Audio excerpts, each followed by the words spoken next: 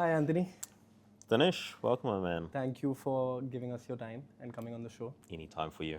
So, I do have some great questions that I've aligned for you. Mm-hmm. But for people who don't know you, could you please introduce yourself and not your job, but who you are as a person? Absolutely. My name's Anthony Reardon. I happen to just be a really lucky individual who's exploring the ins and outs of hospitality, especially here in little old Wellington, capital of New Zealand.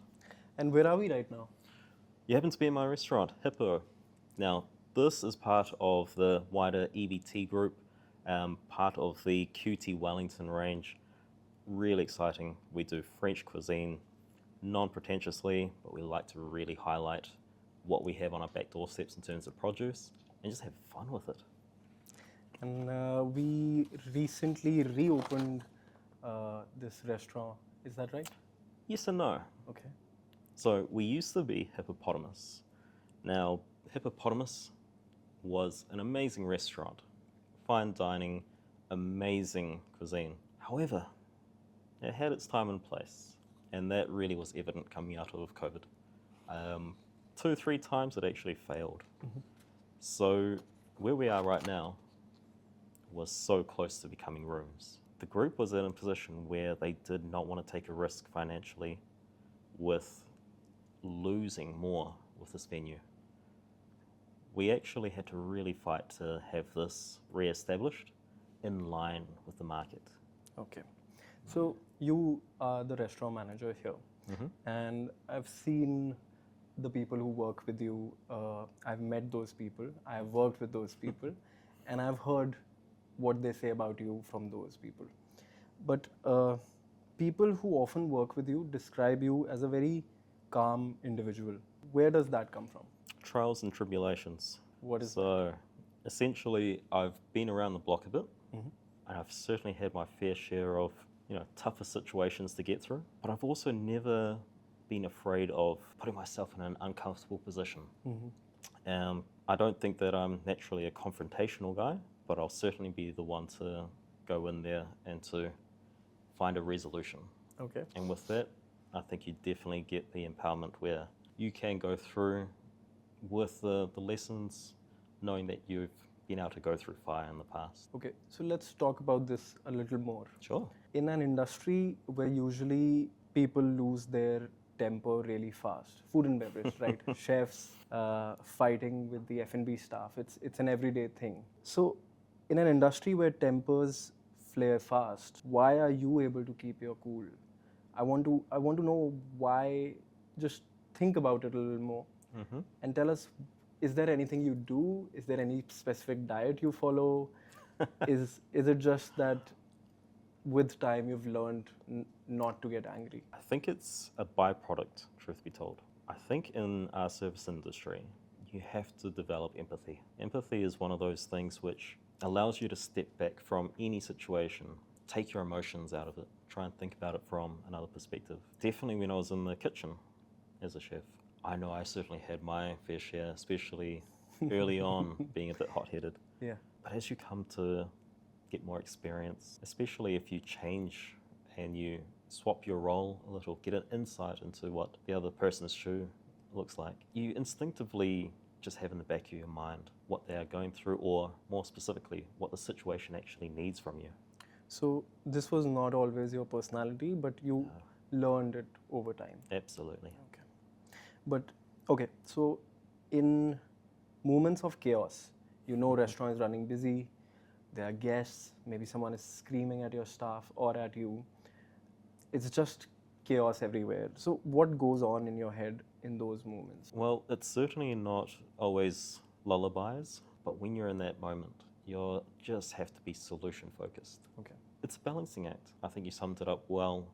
It is chaos, and usually it's not one thing that's happening, it's a multitude. Also knowing that your workload is not fixed, essentially. You can have anything thrown at you at any time. So in the nature of a restaurant environment, it's a juggling act. You have to pick your battles. You might not always win the battle, but the aim is to win the war as such. And that is to deliver the best outcome overall. yeah, sometimes you won't be happy, but you just have to bite it, Go with it. and deliver just what you feel is the best. You can't spend forever evaluating what's the best thing to do. Maybe you might just, if need be, take a pause. A common one for me is I'll just simply walk out to the kitchen, take 3 seconds, a deep breath, and just go with whatever the gut instinct tells you to go with if you're really at a point of conflict. I think I wish I had restaurant manager like you. I would have probably stayed in food and beverage. I had really a very different breed of restaurant managers who used to probably get angry over anything and everything. But yeah, it's really admirable that you've been working here for so long, and not once I've seen you lost your cool. Talking about working here for so long, let's talk about your career path. Sure. You've worked across duty management, finance, accounts, maintenance, and now food and beverage. Most people usually stick to one lane. Why didn't you? I think that really comes down to where you're placed at that point in time. Now, when I got into hospitality, truth be told, this was a side gig. Okay. I was doing day trading, Okay. and I really needed an outlet, truth be told. High intensity, it was very lonesome in some respects, just being in a very small, tight-knit team. And when a friend said, hey, look, did you want to jump on board with a crew just parking cars? And I thought, you know what, for a day or two a week, sure, why not?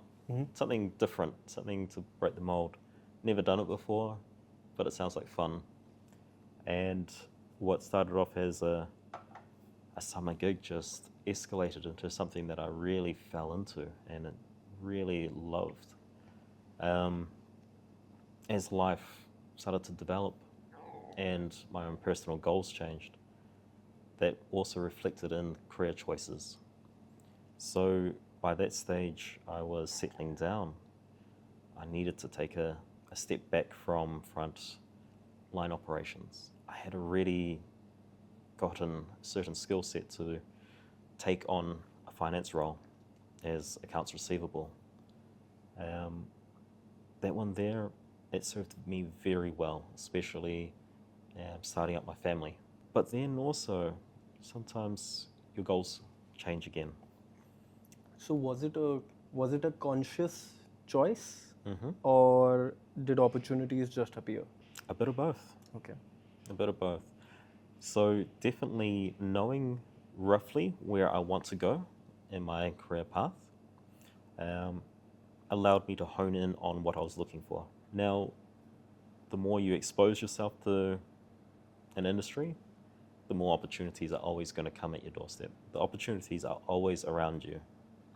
It's a case of where you're positioned to take them. Okay.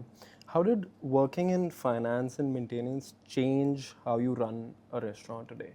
This is something that I personally feel, because I've worked very briefly in finance, in maintenance. I've worked very briefly in horticulture, different departments, and I see sometimes one thing or the other ends up helping me running either front office or food and beverage. So I want to know, how did that help you?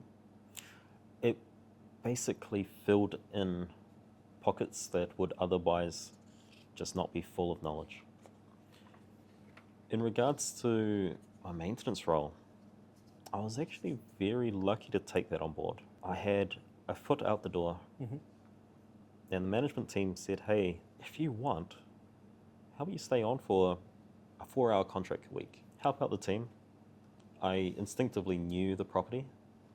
I could add a different perspective on situations, and I could learn a couple of skill sets and help out the team. For me, in my mind's eye, by this stage, I had already started my food and beverage career, but it came down to stories of Anthony Bourdain. In his early formative career, he worked at this one restaurant, and everyone had to be a jack of all trades. Okay. It was run by some shady characters, and it didn't matter who you were, you would learn how to fix the fridge or fix the stove, fix the telephone. That stuck with me. And knowing that if I could take an opportunity to fill in knowledge gap, I will surely be able to utilize that down the line. So, what I've noticed is if someone has worked in other departments and not just their department, they can be better leader in whichever department they are. Now, that's my opinion.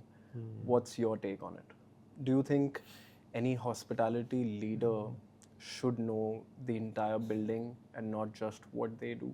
Absolutely. I do feel that, especially in our industry, we are a team environment, regardless of how small you are. Even if you are right down to a one-man operation, you need to have an insight and empathy for your suppliers, for whoever comes in to repair your equipment.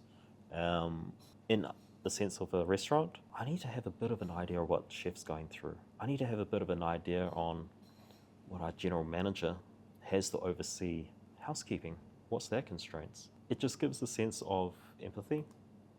It gives a sense of what is actually capable, but also you have an idea of what to look out for.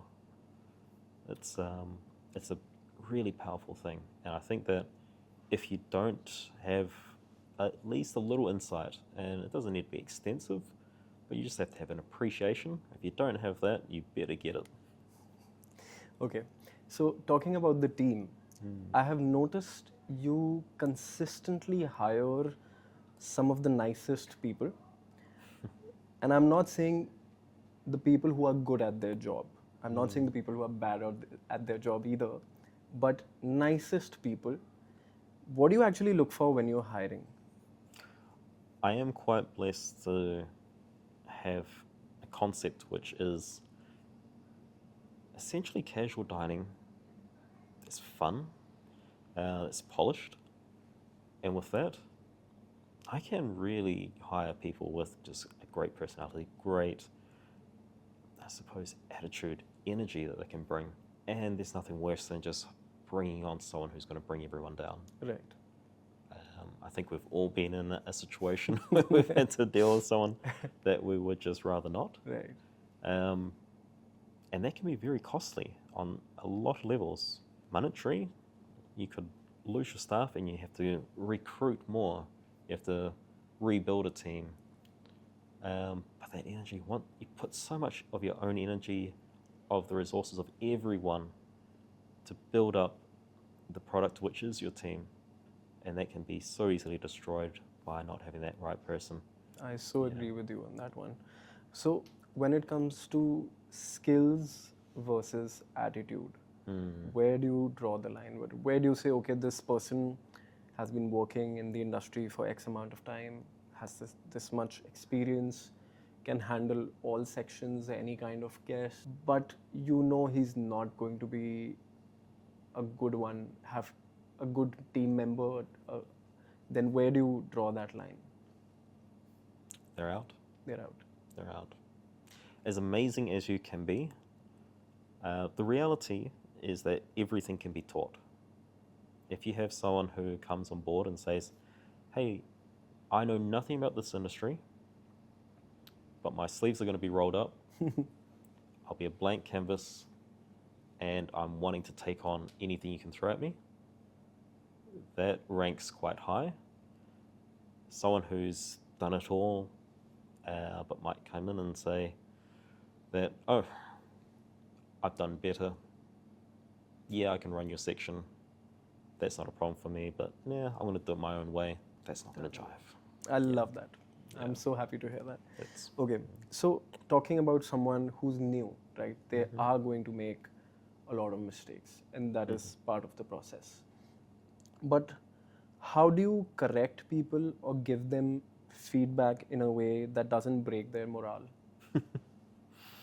Yeah, that's always an interesting one. You have to just try and find some sort of positivity. You know, there's always a silver lining. We don't work in a life or death situation industry. Disclaimer, however, we obviously don't want to poison anyone or have anaphylactic fits. But in the whole, any mistake can be rectified. It might not necessarily always be a fantastic, heartwarming resolution, but there's always some resolution, and lessons can always be learned from it. So, what do you think most managers get wrong about leadership in hospitality when it comes to the team?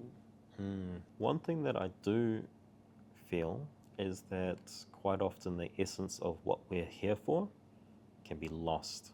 It's very easy to get good at what you do and be promoted, and then you have your new challenges, whether it be going from a section waiter to becoming a maitre d' or a restaurant manager, and then you have to all of a sudden be accountable for everyone's welfare. You have to be accountable for profitability, all the aspects of running a restaurant. And then sometimes you just get a little bit overwhelmed or tunnel visioned. At the end of the day, we're here to ensure that anyone whose bum is in a seat is having a great time, that the team are in a position to be able to facilitate that. You can lose sight of what we're doing. And that one there, I think you just need to be able to take a step back every now and then, look at it from the other shoe. Okay. So we are currently in Wellington. This restaurant is in Wellington, New Zealand. And many cafes and restaurants are closing. Hospitality is not doing that well in Wellington especially. But Hippo seems to be doing really well. At least, I don't know the numbers, but it appears to be doing really well. On New Year, I saw the amount of people that came here. It was packed till 2 a.m. So what do you think is working for Hippo that is not working for other restaurants? I think that we've certainly got a few things going for us. We've certainly got a bit of history within the hotel. That's a natural draw card. It gets people in. We've had people who have frequented this venue historically for almost 20 years. They might not necessarily know what we're doing now, but they're willing to come up and have a look. And then sometimes people just simply don't know. They can come up here, but we can have a conversation about what we're doing right now. I would say that we've certainly got our challenges. We're still very much in the early days of creating our legacy right now, but it's got promise. Okay. Yeah. So talking about New Year, I really want to talk more about it because I was not expecting to see that much crowd here on New Year. Yeah. Although it was not expected from me, was that expected for you or was it just a surprise? Because I understand that, okay, it's New Year's, we are expecting it to be busy, but that busy? I've been around the block a bit. I've seen that it can certainly be busy, and seeing the influx of reservations meant that from an early stage, I knew that it was going to be pumping. Okay. It was going to be fun. Okay. Yeah. So from your perspective, talking about going from busyness to revenue to profits, does profitability actually match how strong the revenue looks? Or do you think in New Zealand, the costs are so high that profit is not able to keep up with the revenue? Profits is always a tough one in our sector. If you are looking at investing X amount of money, hospitality is going to be really low on the profitability scale. Could you give us some numbers, like what kind of profitability are we looking at? Not for Hippo specific, but in general for Wellington. If someone wants to open a new restaurant, if someone wants to open a new cafe, what is it that they can expect? I believe that within the Wellington sector, it has been a little while since I got those stats. But the last time I heard it was less than 10%, far less than 10%. Okay. So it's very It's a very little. tough market. It is very tough. That, of course, that's across all types Right. of food and beverage outlets. Right. You know, everything from a coffee cart right through to a large operation. There's a lot of factors involved. But Which expenditure brings down the profit the most? Is it manpower? oh, absolutely. Absolutely, right. Yes. And it's tough Yes. because we're dealing with a market that is not constant. So you touched on the fact that we had a really busy New Year's period. Fast forward another week and Wellington is dead. Now, we still have our obligations to our staff. All of our staff have rent or a mortgage. They've got all of their outgoings. They need to work for that. Now, it's one of those cases that, sure, some may choose to go on leave, but life still continues, and we need to be able to still provide work for them. When we're in that sort of situation, that's where your profits are really going to have a tough time. There's one thing which I don't understand, and it's not a question, I'm just sharing it with you. So, when I was back in India, I always used to hear, oh, manpower is such a big expenditure. Mm-hmm. So, they used to try to cut on that by making people do 12-hour shifts or longer. So, this hotel is also similar size to the hotels I've worked in India.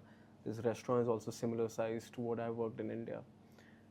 But again, here there is a concept called minimum wage, which is a really high, big number if you compare both countries. Of course, the prices are also, for the food and beverages, are also higher. But when it comes to a 5-star hotel, I think the prices match. I don't see a difference in prices. But it does not match when it comes to giving salaries to the people who are working. It's a huge difference.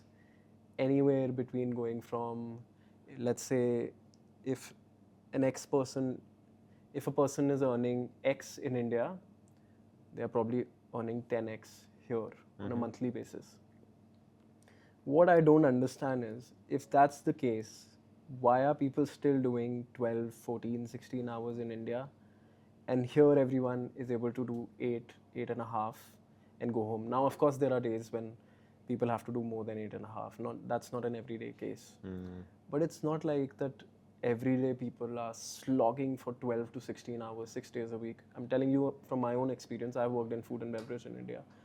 We used to do 12 to 16 hours, 6 days a week. And let's say if on one particular week you've gotten a Monday off, then next week you'll get a Sunday off. So you're working for 12 days straight. I'll be dead by the end of the week. So that's something that I don't understand. Do you have anything to say on that? There's certainly a few factors there. I think it's about product that's being delivered versus what's expected. We do have a little bit more of a relaxed environment here. So, taking into account a dinner service, if you were to have, I would imagine back in India, like a lot of other markets, I'm thinking of myself personally in the Philippines and my family background, you can afford to have essentially more bang for your buck in everything, especially manning. So where you might have 3 people, you would expect to have 1 person here. Yeah. But you would also expect those 3 people to, depending on what the product is, you may just want them as manpower to just essentially do donkey work. Right. And then you might just have a few specialists. Or at the upper end of your product range, you may expect to have very high caliber across a multitude of touch points. So you definitely expect those people with those skill sets to really be applied to the maximum. Here, I feel that you almost have pockets for a particular skill set. Now, it's very uncommon to get fine dining in the traditional sense anymore, anywhere. Right. With that, you would have a huge crew. In your typical dining sense now, it's very scaled back. We've also got that, I suppose, that end of the market where we can teach that skill set that's applicable for the market to a very high caliber, and we can bring more people on to do that skill set and be quite broad. You might be able to have a host that can also do all your waiting, maybe even run the pass, all within the same shift in a different market. Maybe that might be not. unheard of. Yeah, I think that's because of all of this is why you are able to retain and find good people here. And it's harder, although the population is much higher in India, it's harder to find good people that can work for you in a restaurant. Hiring is, it's also easier to let go of the bad ones because you can always find someone else to take their place. But the quality of serving, the quality of being present, being able to do more than required, and at the same time being happy while you're doing it, that's something rare that I've found here of people who work in this restaurant. And I think that's commendable that you're able to do that. Thank you. So now let's change the topic a bit. What's harder today, bringing guests in or consistently delivering at high level? Oh, look, we can always work on delivering at any aspect of our service. That's always something that we can constantly do. But bringing people constantly in, that's a much tougher thing. We certainly do have a number of constraints against us. We've certainly seen that a lot of people are more conscious of where their funds are and where those funds are coming from. There's a lot of insecurity within certain sectors. We're in the government sector of New Zealand, essentially. This is essential for a lot of government. And with that, especially over the last few years, has been very, liquid. A lot of people have been made aware that their jobs may not exist. So, of course, people are going to be very conscious of where they're putting the money. But they, in turn, are just part of the ecosystem. So if they're not spending, other sectors are also not necessarily going to be afforded the same funds. And the trickle down is to us. Less people coming into our rooms, less people coming into our seats at the table. It's great to see people still coming out and having fun. Right. But obviously it's a different time. And it's a case of getting out to that audience and drawing people in. Okay. So now I want to focus on your personal side. So I got an email today which told me that you've been working here for 15 years. Congratulations on completing 15 years. Thank you. I think, yeah, glad for that. So after so many years at the same hotel, what keeps you here? Yeah, I've been here for 15 years, but it's felt like I've had a magnitude of careers, but within familiar walls. To a degree, even those walls have changed drastically over time. When I first came on board, it was a mom-pop style of business, and now we're at a quirky establishment, but still corporate. Right. It's a publicly listed company. We have about 11,000 employees under our umbrella. It means that it's on a completely different ball game to when I first started out. And being able to experience different careers within the same industry has meant that I felt that I've lived quite a lot, even though it is still the same walls. Do you think QT is just a workplace for you or something more personal? Because if you've spent so many years here, I don't know, I feel like you've spent more time here than home. So what do you think about this place? I think that for me, this QT Wellington has been a fantastic canvas. Mhm. It's a canvas that's always reset itself, and it's allowed for the art to just simply unfold. It's been one of those things which I feel will always change for whatever I'm doing, and because of that, it doesn't feel stagnant. It's always fresh. Yeah. Talking about freshness, what's next? You've already established yourself here in this market, in this hotel, really well. People know you. People come here not just to experience Hippo, but also to experience the way you help them dine. So, what's next? What do you feel curious about? Is it about growth? Is it about stability, or is there something else going in your life that something personal? Well, aside about losing a few pounds, some New Year's resolutions there. All that free food that you get Oh. back, Joe. Yeah, need to scale back on that. But for me, it's a case of refining what I'm doing and taking on that challenge of bringing my core team up to that level, giving them the growth.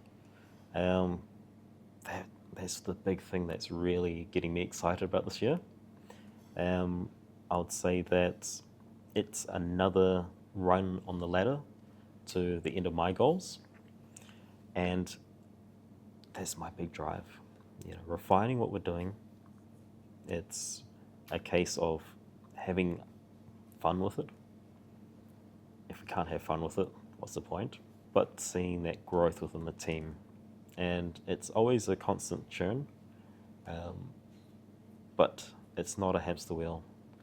It's always a wheel that's going somewhere, and that somewhere is exciting to see. Okay, so let's talk about my favorite topic, which is money. So you don't have to share the exact numbers, but do you feel hospitality properly rewards people who commit long term like you have? Yeah, I would say that in my particular situation, I've reset quite a bit. Okay. I've peeled away from the hotel a number of times. I've always kept my alliance as such, which has been great for tenure and to come back for opportunities. But it's definitely one of those things where when you break out from your baseline and you show that this is where you want to be, you do get taken seriously. Financially, you can almost cut a lot of corners because our industry, you gain a lot of knowledge on the job. You can supplement that with further training, or you can straight from the out-go go to a number of amazing hospitality schools, and you can be set very quickly.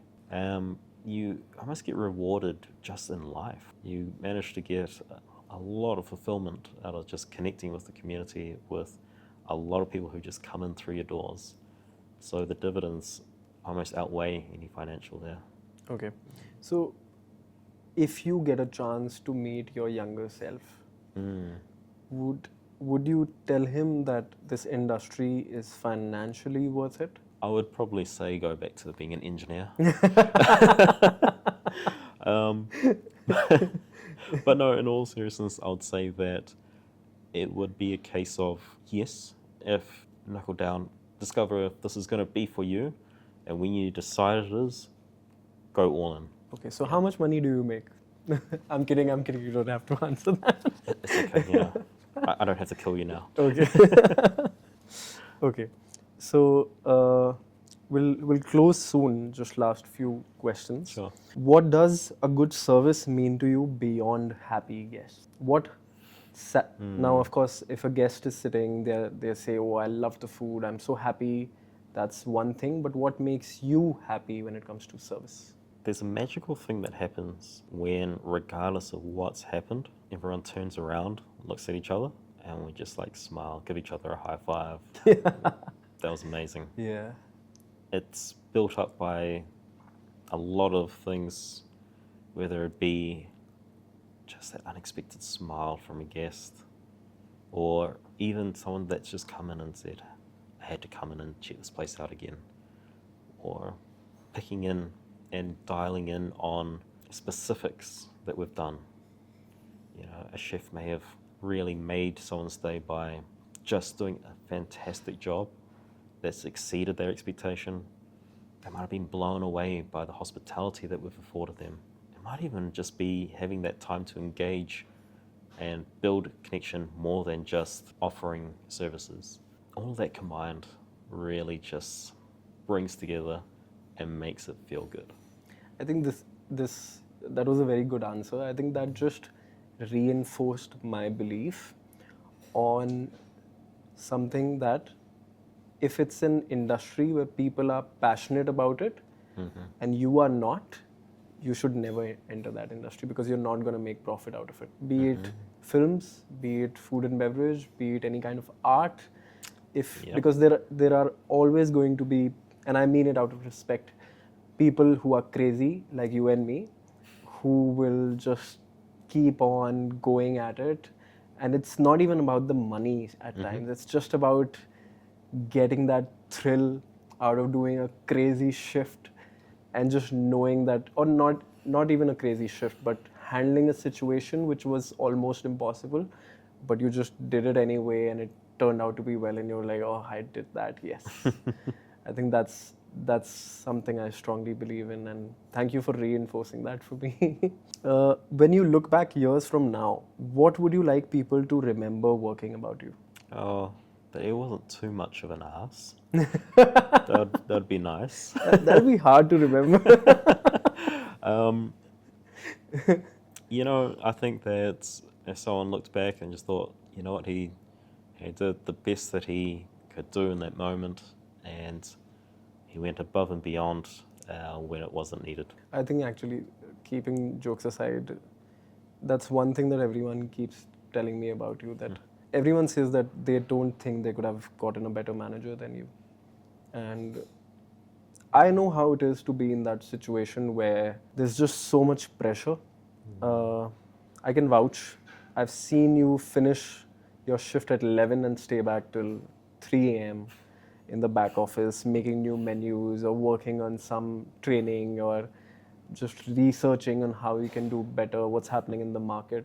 And even after staying till 3, you're back the next day at 7 a.m. somehow. And no red eyes, no grumpy mood, just fresh, happy, smiling. I think that's something that people will remember you for, being kind even in those situations. So the next question is for anyone who has not started their career in hospitality or probably just started and they don't know where to go. So if someone is listening who wants to build a long, fulfilling hospitality career, what's one thing they should focus on? I would say the one thing to focus in on is what makes them attracted to this field, and then to realize and just have that really honest look, what are they not good at? From there, you'll have a self-discovery as to all the areas that you need exposure to, that you need training in, that you just need to tackle. And that's okay. I have exactly that right now. At any level that I've been, there's always been things that I need to improve on. And just don't worry about it. Just dive in. Anywhere is better than nowhere. And don't worry about how it looks. Everyone has to start off with one foot after the other. Right. And not everyone can start swimming gracefully. So just to simply take your image out of it and tackle it with everything you've got. Okay. And this is the last question. If there's one question I haven't asked you yet, but you wish I had asked, what would that question be? And if you can give the answer also to that question. This one actually comes up every now and then. And it would essentially be along the lines of, if you could go back in time to your 15, 16-year-old self, what advice would you give to that person? And for me, I would go back And I'd say, get a job at Macca's. Yeah. Okay. Why is that? You might not know it. Yeah. Right now, you have no interest in the food and service industry, but there's a reason they're that big. They have obviously got good systems, Right. training. You'll be in a like-minded crew. You'll have fun. Yeah. You'll learn what hard graft is. Yeah. You'll also learn what getting a steady pay packet Yeah. can give you a little bit of fun at that early age. And hey, don't take it too seriously, Have fun. but take in that exposure, because that exposure will come in dividends later on down the line. Whew, that was great. Thank you so much, Anthony. Thank you. Thank you so much for your time. It was lovely learning so much about how you run things and just trickling what goes on inside your brain. I'm sure we all have learned a lot from you today. So thank you so much again. Anytime for you, Dinesh. Right.